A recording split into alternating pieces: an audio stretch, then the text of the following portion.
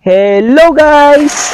Good morning! Ayan, isang maulan at maaraw na panahon sa inyong lahat. Ayan. Kung yung papapansin, nandito ulit tayo sa panibagong venue natin for today's event. And then FYI, this is our last event for this year. Ayan, December 30. Ayan, asan ba tayo? Andito tayo ngayon sa Tanawan Hill, Tanawan City, Batangas upang gumawa ulit ng panibagong ceremony and reception styling. Kung nyo makikita, nasimulan na po namin ang aming ceremony styling. Ayan, kung makikita yung mga flowers sa ginamit natin, more on white lang po tayo, and then nilagyan po natin ito ng dusty blue para mag-contrast sa ating white colors, and then we also use pampas para accent din po sa ating white flowers. And then later on, kapag natayo po yung tent po natin sa ating reception area, ayan, sisimulan naman po natin gawin ang ating reception styling. Ayan, hindi na po namin kayo pag-aantay ng matagal. Ayan, ito na po ang aming time-lapse for today's event.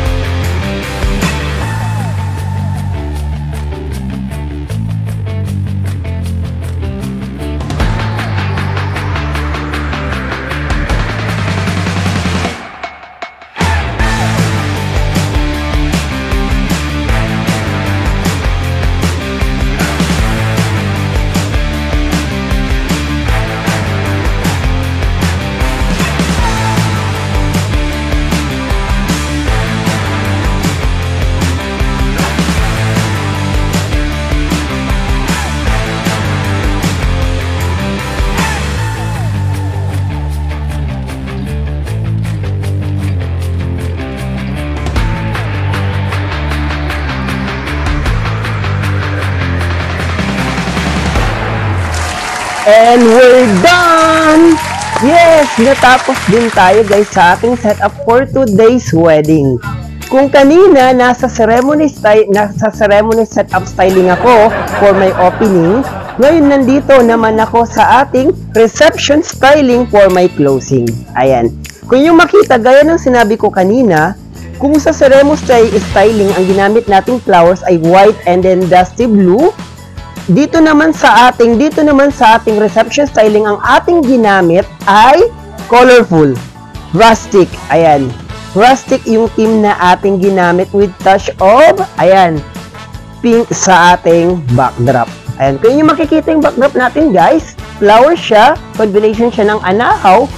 Ayan, and then naglagay tayo ng macrame, and also, ayan, naglagay rin po tayo ng Better Together for Them. Ayan.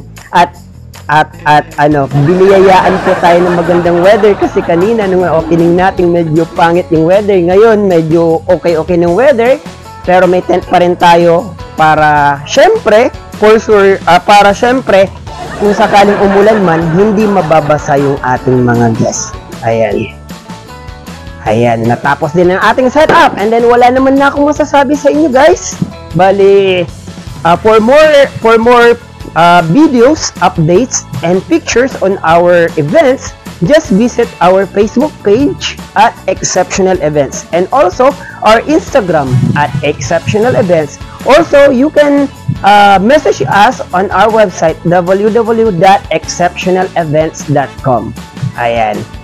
We're glad na natapos din yung setup natin, and then we're grateful sa ating couple for trusting us on their wedding day, guys. Ayan, yun lang yung ating 7. Happy New Year, guys! Bye!